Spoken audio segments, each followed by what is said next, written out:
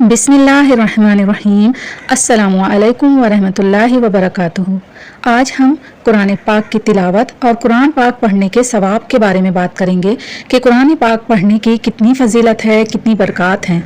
लेकिन इससे पहले उन दोस्तों से मेरी गुजारिश है जो मेरा चैनल फर्स्ट टाइम देख रहे हैं, चैनल को सब्सक्राइब कर दें और बेल के बटन को भी लाजमी क्लिक कर दें।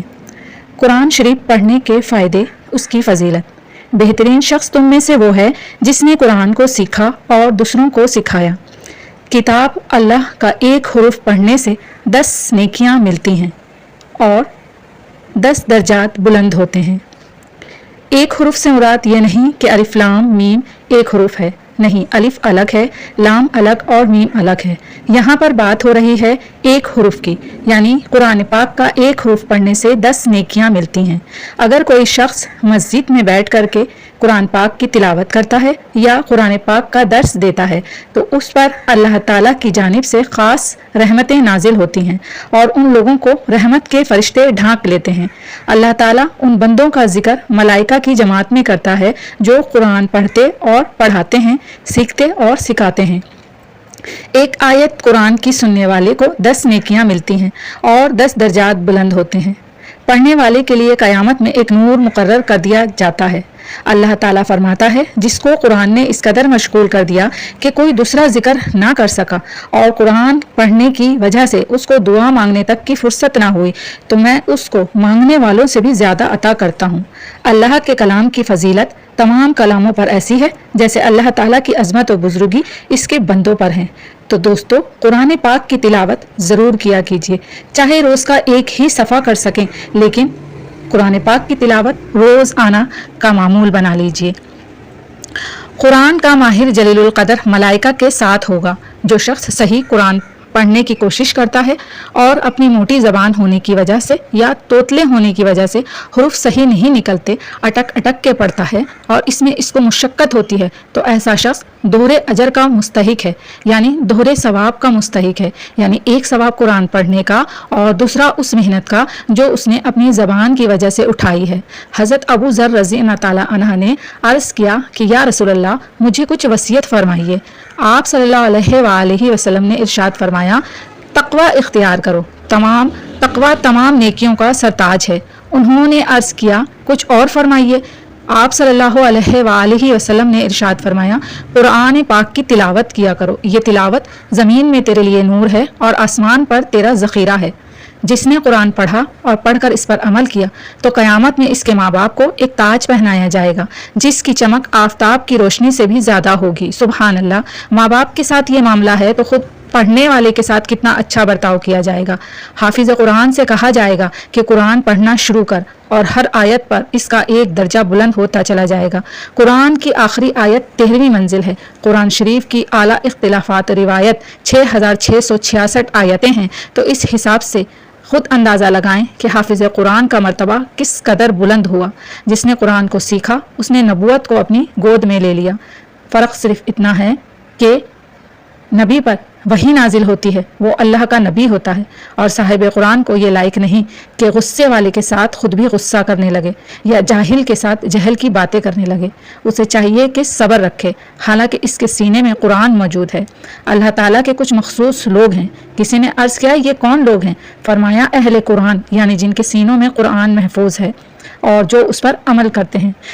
जब कोई शख्स सिजदे की आयत पढ़कर सिजदा करता है तो शैतान एक कोने में बैठकर रोता है, कहता है, अफसोस इब्ने आदम को सिजदे का हुक्म हुआ, इसने सिजदा कर लिया, इस पर जन्नत वाजिब हो गई, और मुझे सिजदे का हुक्म हुआ मगर मैंने इनकार कर दिया, मेरे लिए नारे जहन्नम का हुक्म हो गया। एक सहाबी रात को कुरान पढ़ रहे थे, घोड़ा पास बंधा हुआ था, वो उछलने लगा तो उन्होंने क़िरात ख़त्म कर दी। आसमान की तरफ देखा तो बहुत से चिराग मालूम हुए जो नीचे से ऊपर को जा रहे थे। सुबह को हज़रत मोहम्मद सल्लल्लाहु अलैहि वसल्लम के पास आए और जिक्र किया तो आप सल्लल्लाहु अलैहि वसल्लम ने फरमाया, ये फरिश्ते थे, तेरा कुरान सुनने आ रहे थे, अगर तू पढ़े जाता तो अजीब व गरीब चीज़ें देखता। लोगों, कुरान की खबर रखो वरना ये सीने से निकल जाएगा।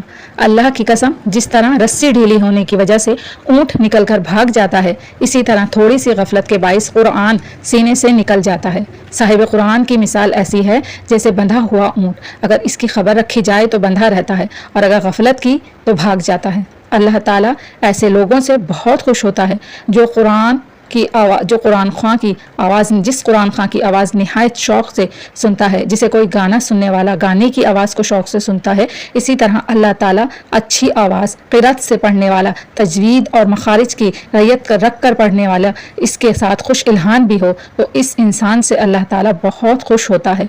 अपनी आवाज़ और लहजे से कुरान शरीफ को जीनत देने वाला लेंगे। आप सल्लल्लाहु अलैहि वसल्लम ने फरमाया, जब तक तुम रहम ना करो तुम्हारा ईमान सही नहीं हो सकता। सहाबा इकराम ने फरमाया कि या रसूल अल्लाह, हम सब रहीम हैं। फरमाया, ये रहमत नहीं कि तुम किसी एक के साथ अच्छा सलूक करो या किसी एक पर रहमत करो, बल्कि रहमत आम होनी चाहिए, यानी सबके साथ एक जैसा अच्छा इखलाक और रहमत होनी चाहिए। रहमत करने वालों पर रहमान रहमत करता है, यानी अल्लाह ताला रहमत करता है। तुम ज़मीन वालों पर रहमत करो, तुम पर आसमान वाला रहमत करेगा। हदीस में है, अबू दाऊद, तुम रहम करो तुम पर रहमत की जाएगी, तुम लोगों के कसूर माफ़ करो तुम्हारे कसूर माफ़ किए जाएंगे। सरकार दो आलम सल्लल्लाहु अलैहि वसल्लम ने एक दफ़ा हज़रत इमाम हसन और इमाम हुसैन रज़ियल्लाहु ताला अन्हा को प्यार किया। इन दोनों का मुँह चूमा। एक शख्स ने कहा, या रसूल अल्लाह, मेरे 10 बच्चे हैं मगर मैंने इनको कभी प्यार नहीं किया। आप सल्लल्लाहु अलैहि वसल्लम ने इसकी तरफ देखकर फरमाया, जो रहम नहीं करता इस पर अल्लाह रहम नहीं करता। बुखारी और मुस्लिम। एक आदमी ने कहा, मुझे बकरी को ज़िबा करने पर रहम आता है। फरमाया, अगर तुम इस पर रहम करेगा तो अल्लाह ताला तुझ पर रहम करेगा। एक अराबी ने कहा, आप बच्चों को प्यार करते हैं, मैं तो कभी नहीं करता। फरमाया, अगर तेरे दिल से रहमत दूर कर दी गई है तो मैं क्या कर सकता हूँ। बुखारी और मुस्लिम। एक शख्स ने प्यासे कुत्ते को जो कीचड़ चाट रहा था पानी पिला दिया, इसको इस फाल के बदले में जन्नत अता कर दी गई। सुबहान अल्लाह। बुखारी और मुस्लिम शरीफ। एक शख्स ने दरियाफ्त किया, मैं अपने खादिम की खताओं को कहाँ तक माफ़ किया करूँ। फरमाया, हर दिन में 70 बार। 3 बातें जिस शख्स में होंगी, अल्लाह ताला इस पर अपना हाथ रखेगा, यानी रहमत नाजिल फरमाएगा और इसको बहिश्त में दाखिल करेगा। कमज़ोर पर नरमी करना, माँ बाप पर शफकत करना, गुलाम पर एहसान करना। जिसने किसी कातिल का खून माफ़ कर दिया, इससे कोई चीज़ माफ़ कर दी तो ये माफ़ी पिछले तमाम गुनाहों का कुफ़ारा हो जाएगी। जिस शख्स में 3 बातें होंगी, इसका ना सिर्फ हिसाब आसान होगा बल्कि वो जन्नत में भी दाखिल किया जाएगा। ना देने वाले को देना, यानी अगर कोई आपको कुछ नहीं देता तब भी आप उसको कुछ ना कुछ जरूर दें, ये तोहफे तोहफ़ की बात भी हो सकती है। कता करने वाले से मिलना, यानी जो आपसे कता ताल्लुक करे आप उससे ताल्लुक जोड़े। कोई तोड़े आप जोड़े, कोई तोड़े आप जोड़े। जो आपसे ताल्लुक आपका रिश्तेदार कता करे आप उससे ताल्लुक जोड़े, इसका सिला आपको दुनिया में भी मिलेगा और आखिरत में भी। जालिम को माफ़ कर देना, जब तो ये काम करेगा तो जन्नत में जाएगा। हज़रत आयशा के यहाँ चोरी हो गई थी, आप चोर को बद्दुआ देने लगी। सरकार दो आलम सल्लल्लाहु अलैहि वसल्लम ने फरमाया, बद्दुआ न कर, तेरा अजर कम हो जाएगा। तो देखा दोस्तों आपने कि रहम करने की कितनी ही फजीलत है। रहम करना एक बहुत अच्छा काम है। दुनिया वालों पर आप रहम करें, अल्लाह की हर मखलूक पर, चाहे वो इंसान हो जानवर हो, हर चीज़ पर रहम करें तो अल्लाह ताला आप पर खूब खूब रहम फरमाएगा। अपने भाई की मदद करो, ख्वाह वो जालिम हो या मजलूम। किसी ने अर्ज़ किया, मजलूम की आनत तो जाहिर है, लेकिन जालिम की आनत का क्या मतलब है। सरकार दो आलम सल्लल्लाहु अलैहि वसल्लम ने फरमाया, जालिम की आनत यह है कि इसको जुल्म से रोको। जिसने किसी मोमिन को मुनाफिक से बचाया तो अल्लाह ताला इसके लिए क़यामत में एक फरिश्ता मुकर्रर करेगा जो इसके गोश्त को जहन्नम से महफूज रखेगा। जब अल्लाह ताला किसी अमीर या इमाम के साथ भलाई का इरादा करता है तो अच्छा वजीर इनायत करता है। जब कभी अमीर भूलता है तो यह वजीर इसको याद दिलाता है और हर मौके पर अमीर की इमदादो आनत करता है।